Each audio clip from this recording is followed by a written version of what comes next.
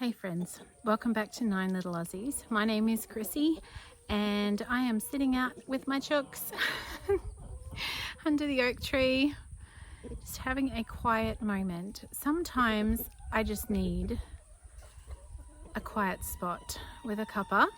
I don't know about you, but this is some lady that I have read a lot of her books. I've listened to her podcast. She's been such a big influence on me as a woman, as a mum, as a wife, and just as a human, really in a good way, I think. Her name is Sally Clarkson. If you have not read any of her books, do yourself a favor. I think the first book I read of hers that really blessed me was that really just, I don't know, it just helped this little paradigm shift to happen that had such a big impact, was Life-Giving Home, or I might have read Life-Giving Table first.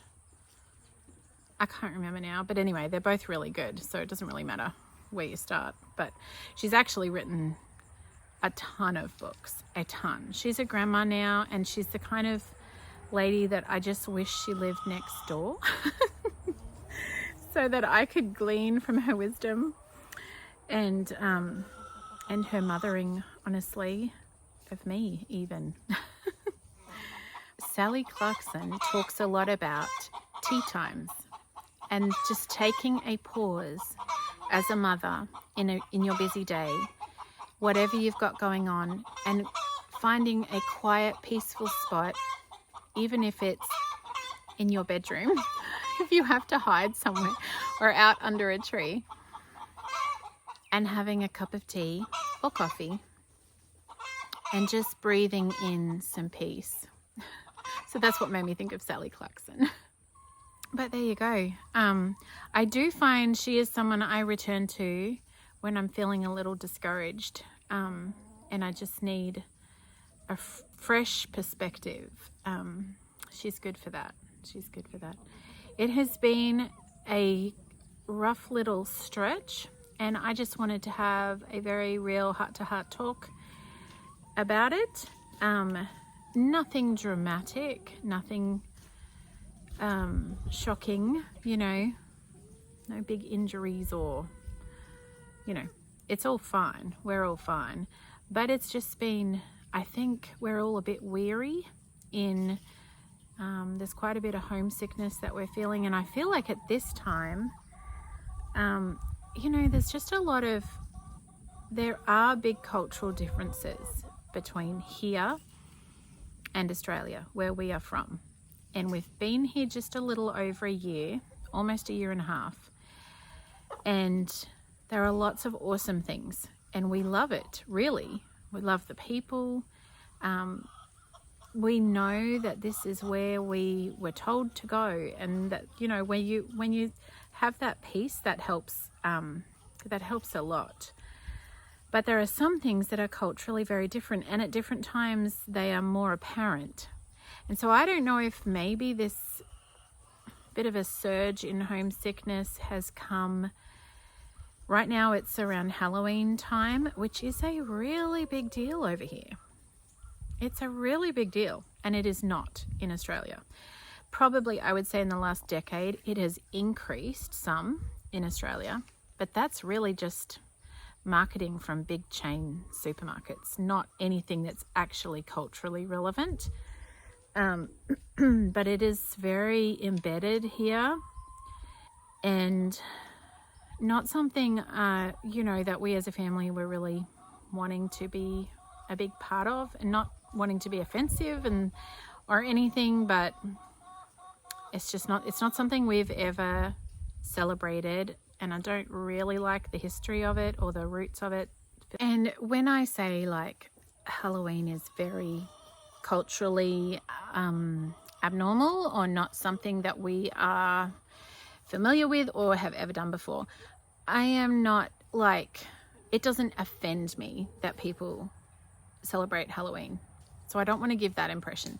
Actually, our neighbours, who are just gorgeous, Chris and Ren, came over with these beautiful little goodie bags for the children, and a gorgeous note, and honestly just blessed my heart how thoughtful and how kind they are.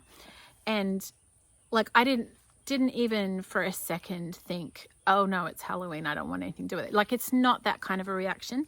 It's just different to what we're used to. That is all I'm getting at. It's not that it doesn't offend me in any way.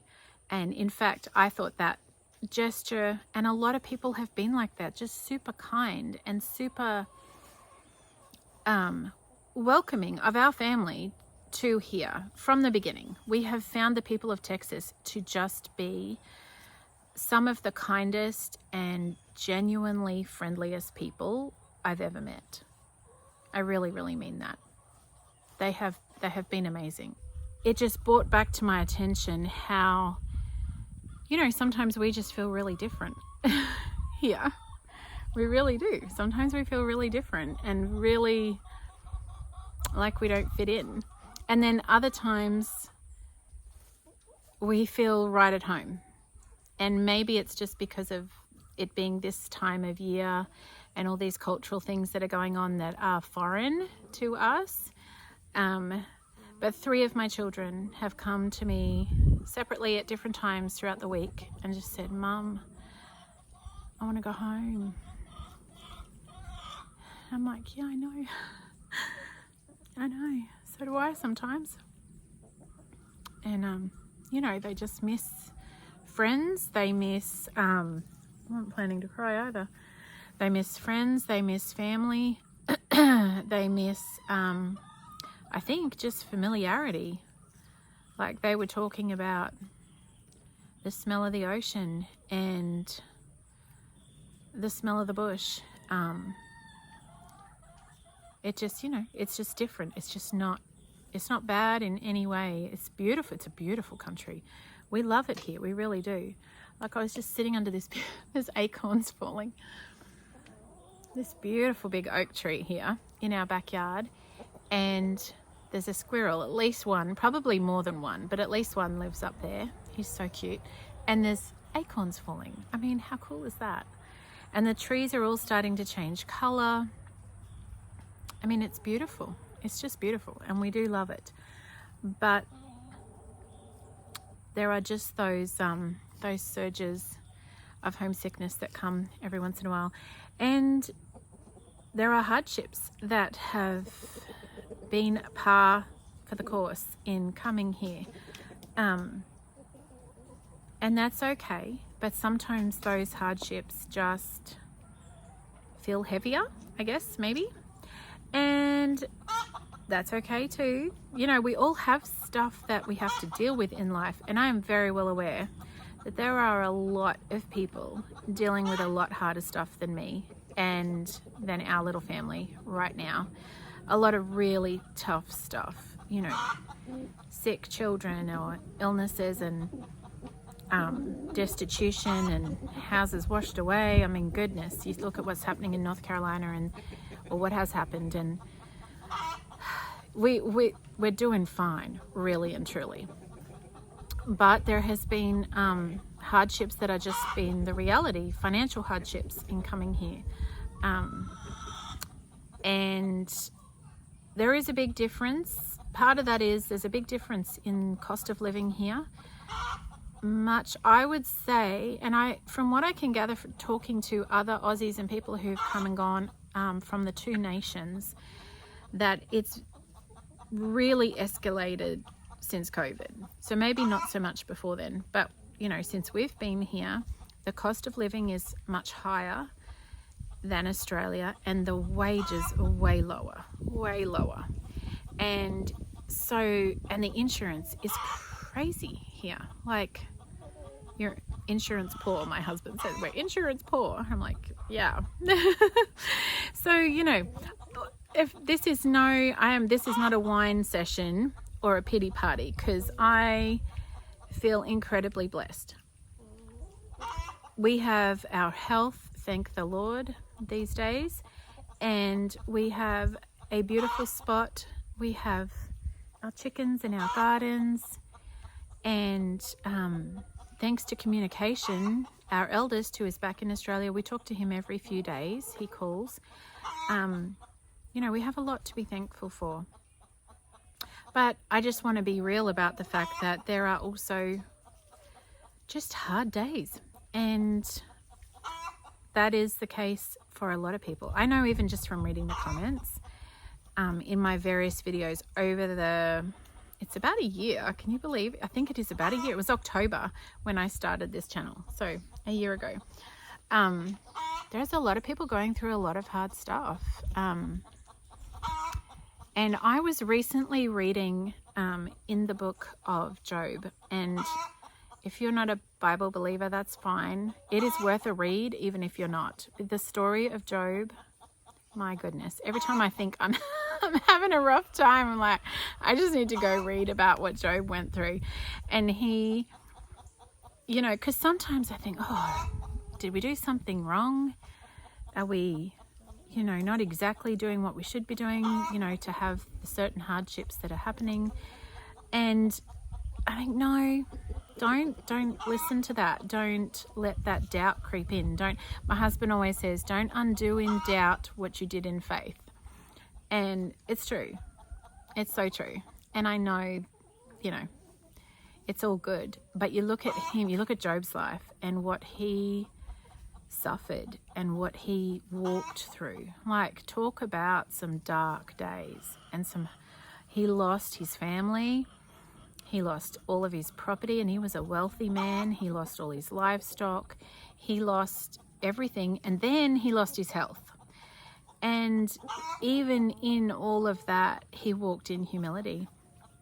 And so I guess, and then at the end of the story, it was all restored to him, and twice as much. And, you know, we don't ever know what. I have had so many windy paths in my life and unexpected turns and things happening that I had either no control over, no awareness that they were coming, no, you know, things that have just slammed me in the face. And at the end of the day, we don't get to choose what we come across in life or what we endure even. I mean, there are certain things we get to choose, but there are a lot that we don't get to choose. And I think at the end of the day, all we do get is to choose, like Job, is we get to choose our response. We get to choose our attitude. And there are times when I don't get that right. Like even this morning, I had to pull all the children. I said, okay, guys, let's family meeting at the kitchen table. I'm having a rough day and I need you to pray with me. And this and this and this. And we talked about it as a family and we prayed together. And I acknowledged the fact that, like, I had snapped at the kids this morning. And yes, they had done the wrong thing, but man, I had like completely overreacted to what the misdemeanor was. And it was because I was stressed. And instead of taking a deep breath, walking away and really being able to let go of that anxiety and trust the Lord with what's going on, I had held onto it and then, you know, like a little firecracker, which does not help anyone. So it made all the difference in the world. Just humbling myself, drawing the children around and saying, hey, can you pray for me? And let's pray together. And these are the things, these are the battles, these are the obstacles our family are facing. Let's bring them before the Lord. Let's trust the Lord with them. And we did that, and this heaviness just lifted off me, and the day changed. And so the thing that I guess is really on my heart to share is, yes, there is homesickness right now. Yes, there is hardships. And I know that's relevant for probably most people who might be watching. We all have hardships, difficulties. But the times when this becomes overwhelming to me are the times when I try to carry it all on my shoulders and figure out all the solutions and then get devastated when my answers don't work. And instead, when I take the path of humility and say, I don't have this. I don't have this figured out. This is hard and I need help. And even just in that small way, humbling myself, that's when the burden's lifted. That's when I find strength, because that's what he promises us, is that, and I know I'm talking about God a lot right now and today, that the Lord is a big part of my life, and that is how I make all my, or at least how I try to make all my decisions, and how I process things is through that lens, through that filter. His strength and his grace comes in my weakness. And I think humility is so key to that, to finding that peace. So sometimes you just got to go sit with the chooks, have a cup of coffee,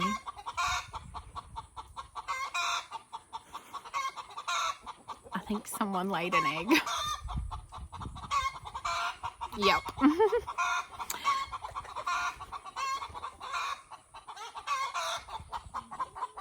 They're over there in the pen.